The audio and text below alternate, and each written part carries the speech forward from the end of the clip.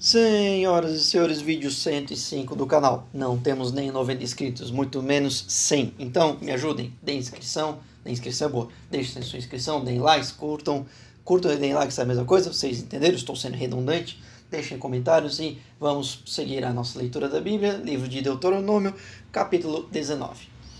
Quando o Senhor teu Deus desarraigar as nações cuja terra ele te dá, e tu as desapossares e morares nas suas cidades e nas suas casas, designarás para ti no meio da terra que o Senhor teu Deus te dá para possuires 3 cidades. Preparar-lhes-ás caminhos e partirás em 3 os termos da tua terra que o Senhor teu Deus te dará em herança. Isto será para que todo homicida se acolha nessas cidades. Este, pois, é o caso no tocante ao homicida que se acolher ali para que viva. Aquele que involuntariamente matar o seu próximo, a quem dantes não odiava, como, por exemplo, aquele que entrar com seu próximo no bosque para cortar lenha e, pondo força na sua mão com o machado para cortar a árvore, o ferro saltar do cabo e ferir o seu próximo de sorte que a venha morrer, o tal se acolherá a uma dessas cidades e viverá. Para que o vingador do sangue não persiga o homicida enquanto estiver abrasado o seu coração, e o alcance, por ser o comprido o caminho, ele tire a vida, não havendo nele culpa de morte, pois que dantes não odiava o seu próximo. Pelo que eu te dei esta ordem, 3 cidades designarás para ti. E, se o Senhor teu Deus dilatar os teus termos, como jurou a teus pais, e te der toda a terra que prometeu a dar teus pais, quando guardares para o cumprires todo este mandamento que hoje te ordeno de amar o Senhor teu Deus e de andar sempre nos seus caminhos.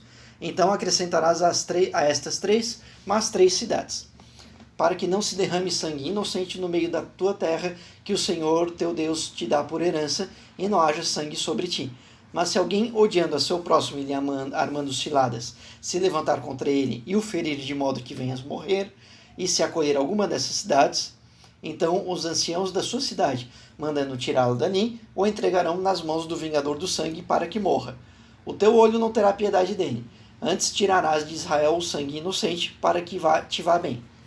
Não removerás os marcos do teu próximo, colocados pelos teus antecessores na tua herança que receberás na terra que o Senhor teu Deus te dá para a possuires. Uma só testemunha não se levantará contra alguém por qualquer iniquidade ou por qualquer pecado, seja qual for o pecado cometido. Pela boca de 2 ou de 3 testemunhas se estabelecerá o fato. Se uma testemunha iníqua se levantar contra alguém para o acusar de transgressão, então aqueles 2 homens que tiverem a demanda se apresentarão perante o Senhor, diante dos sacerdotes e dos juízes que houver nesses dias.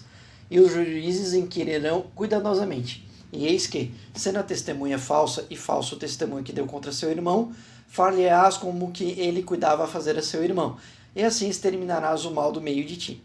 Os restantes, ouvindo isso, temerão e nunca mais cometerão semelhante mal do meio de ti. O teu olho não terá piedade dele. Vida por vida, olho por olho, dente por dente, mão por mão, pé por pé.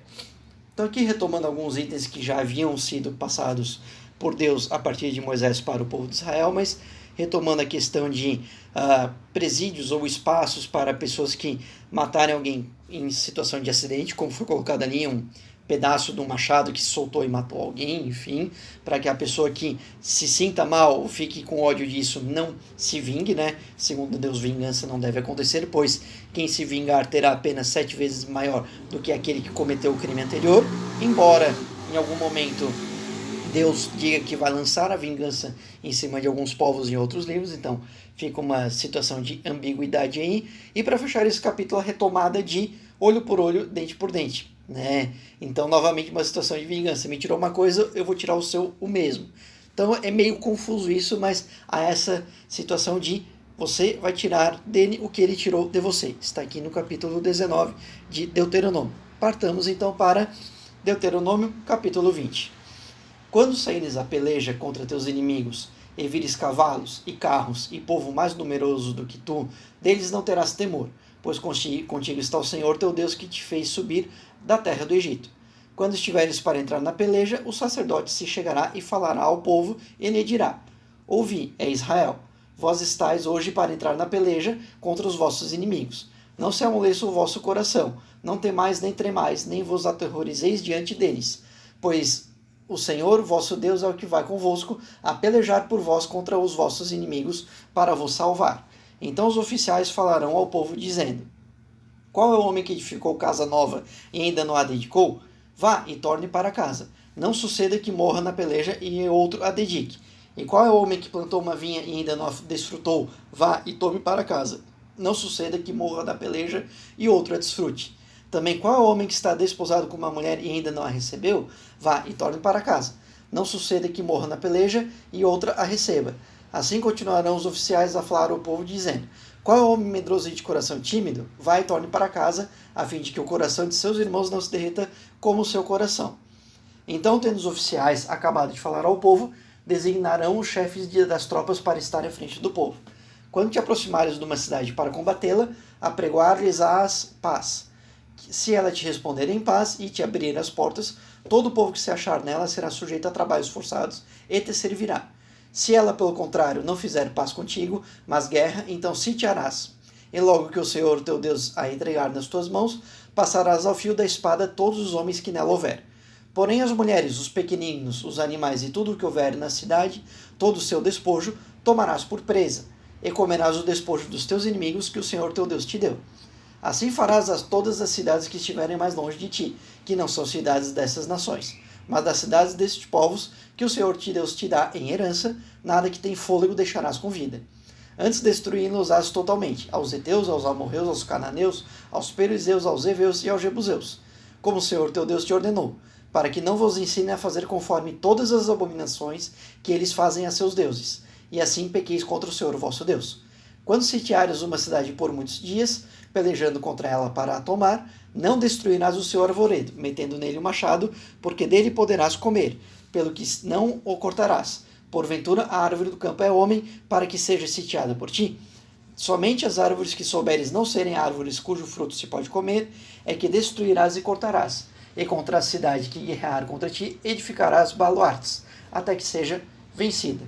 Então aqui novamente uma retomada de itens perante o comportamento de guerra, Deus colocando algumas situações de talvez homens que ainda não amadureceram ou não passaram por processos de serem homens, de cuidar e ter uma casa, de ter o seu terreno e colher aquilo que plantou, de estar casado e ter proliferados, criado vida para a sua família, esses não vão para a guerra, e os demais sim. E aí Deus falando o que deve ser feito com os terrenos, a questão das guerras em si, o que pode ser destruído, o que não vai ser destruído, o que vai ser dominado, e quais povos, repetindo ali, cananeus, amorreus, enfim, todos os povos que Deus quer que sejam destruídos pelos filhos de Israel. Agora vamos para Deuteronômio, capítulo 21. Se na terra que o Senhor teu Deus te dá para a possuíres, for encontrado algum morto caído no campo, sem que se saiba quem o matou, sairão os teus anciãos e os teus juízes, e medirão as distâncias dali até as cidades que estiverem em redor do morto.